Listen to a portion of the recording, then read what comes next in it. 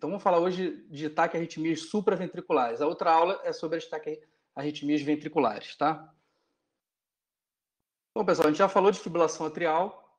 Vamos começar falando sobre flutter atrial. A gente vai falar do flutter atrial e de todas as outras taques supra, incluindo taque atrial, taque avenodal, via acessória, Wolff. Vamos falar sobre tudo isso. Vamos tentar organizar a cabeça aqui para a gente entender os fundamentos de cada uma.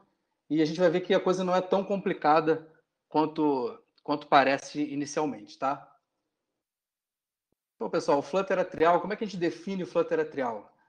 É uma arritmia que tem os intervalos RR regulares, tá aqui bem definido aqui, ó, no flutter. No flutter, na maioria das vezes, né? Tudo tem exceção. A gente vai ter flutter com RR irregular também, mas por definição o RR do flutter é regular. E a gente vai ver as ondas F típicas com aspecto de dente de serra. Elas são negativas nas derivações inferiores e elas são positivas em V1. E a frequência é em torno de 300 batimentos por minuto. Tá? A gente vê aqui no circulado em vermelho aqui as ondas F, que são bastante características aí do flutter. Flutter, geralmente, a gente bate o olho e já consegue identificar qual é a arritmia.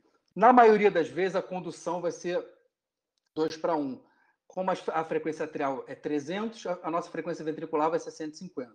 Sempre que você bater o olho e ver uma taquiarritmia com QRS estreito, regular, com uma frequência de 150, certinho de 150 ou muito próximo, é grande chance disso aí ser um flutter, mesmo que a gente tenha dificuldade para identificar no primeiro momento as ondas F, tá?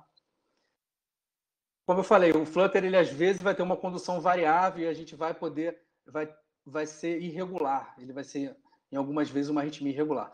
Quando ele tem essa condução variável, que ele passa de 2:1 aqui para 4:1, a gente consegue identificar com mais facilidade as ondas F e facilita o nosso diagnóstico. Quando é que a gente vai ter um bloqueio atrioventricular maior no flutter? Quando a gente usar os inibidores do nódulo AV, beta-bloqueador, digital, verapamil, diltiazem, amidarona, ou quando a gente fizer adenosina, a gente vai ver mais para frente, a adenosina no flutter, ela não reverte a arritmia, ela vai ser importante para aumentar o bloqueio atrioventricular e a gente conseguir identificar as ondas F com maior facilidade, tá? Ou quando o paciente tiver a doença degenerativa do sistema de condução, ele também pode ter um bloqueio um pouco maior. Mas na grande maioria das vezes, o flutter vai ser isso aqui. Bloqueio 2:1, frequência atrial 300, frequência ventricular 150. Flutter de condução 1:1. Isso aqui é uma coisa complexa, que requer um tratamento imediato, né? O paciente passa a ter de um bloqueio 2:1, uma frequência ventricular de 150. Se ele passar para 1:1, a frequência ventricular vai a 300 e corre um risco maior de evoluir para a fibrilação ventricular. Quando é que isso pode acontecer? Quando a gente usa algumas drogas que facilitam a condução AV. São os antiarrítmicos do grupo 1A, que eles são vagolíticos, eles aumentam a passagem do estímulo pelo nódulo AV, quinidina, procainamida, isopiramida, ou drogas do grupo 1C, com destaque aqui para a propafenona. A propafenona, ela reduz a frequência das ondas F, então quanto menor a frequência das ondas F, mais ondas F podem passar pelo nódulo AV e chegar ao ventrículo. Então, na verdade, você reduzindo a frequência das ondas F, você pode aumentar a frequência ventricular. Por isso que essas drogas, que o destaque para a propafenona, a gente falou bastante isso na aula de FA, a propafenona tem que ser usada sempre associada a alguma droga bloqueadora do nódulo AV. Você faz um beta-bloqueador, faz um bloqueador de canal de cálcio, e aí entra com a propafenona, tá? Porque senão a gente pode causar esse fenômeno aí.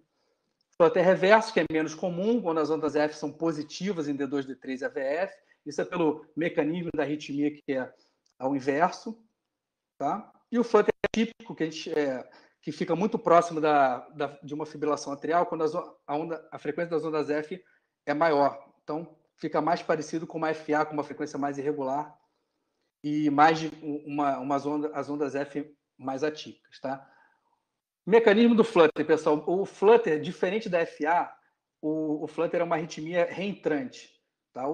A FA é uma arritmia automática, você tem ali a extrasístole nas veias pulmonares e você causa fibrilação por inteiro do átrio. Você não tem um circuito arrítmico bem definido. Até por isso é mais difícil de reverter a FA do que o flutter. O flutter é um circuito único de macro reentrada no átrio direito. Esse aqui que está na figura, tá? Ele gira nesse sentido aqui. No átrio direito, ao redor da válvula tricúspide, pegando ali o istmo da válvula tricúspide, no sentido anti-horário, de forma mais comum, tá?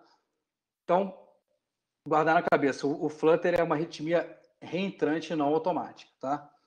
Quais são as causas de flutter? Ele vem muito associado, bem parecido com a fibrilação atrial, até eles podem evoluir de FA para flutter e vice-versa. Aqui, pacientes com sobrecargas atriais por cardiopatia ou pneumopatia tem maior chance de flutter. Em 2% dos casos, o flutter é isolado. Pacientes com CIA podem ter flutter pós-operatório de cirurgia cardíaca. Então, é uma doença aí que está muito associada à cardiopatia também. Paciente mais, diferentemente das outras arritmias que a gente vai ver, que é em pacientes jovens de coração normal, o flutter ele anda muito junto com a FA, em pacientes com cardiopatia, pacientes mais idosos. Como é que a gente trata o flutter, pessoal?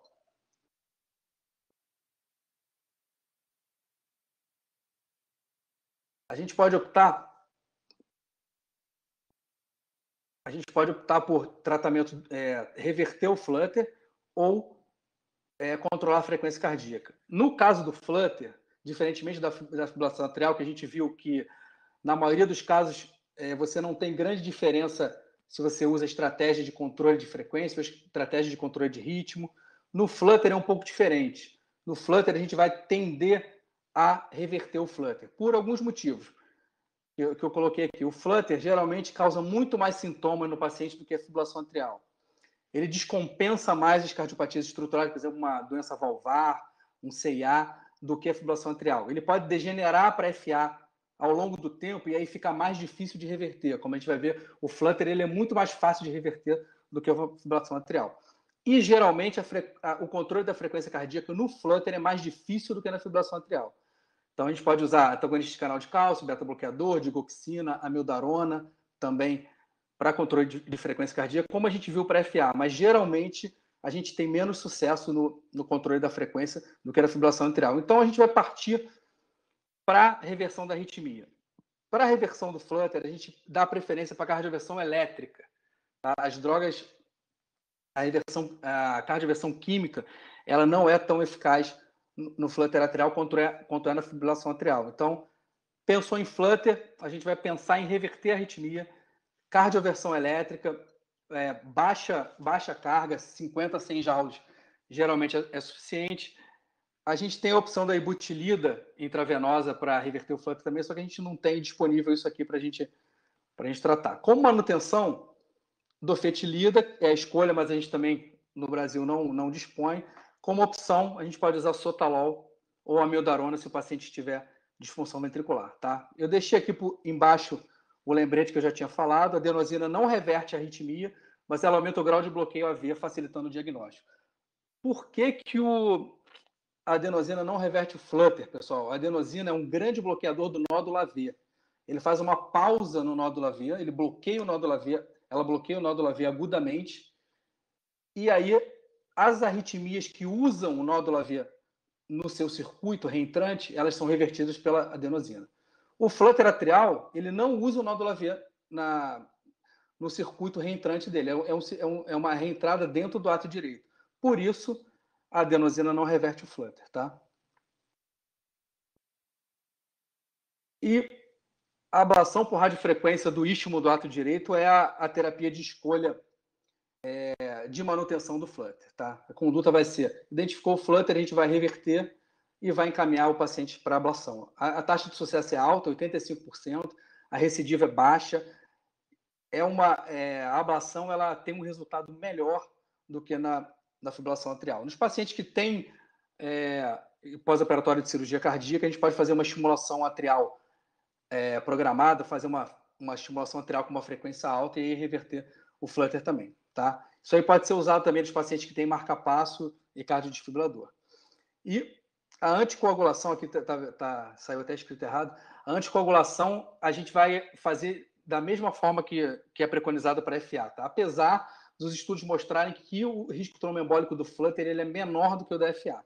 Mas mesmo assim, até as últimas diretrizes, eles recomendam tudo que a gente viu, CHADS, VASC, novos anticoagulantes, varfarina, tudo para FA Para o Flutter é a mesma coisa, tá? Tem que ter atenção aí na anticoagulação.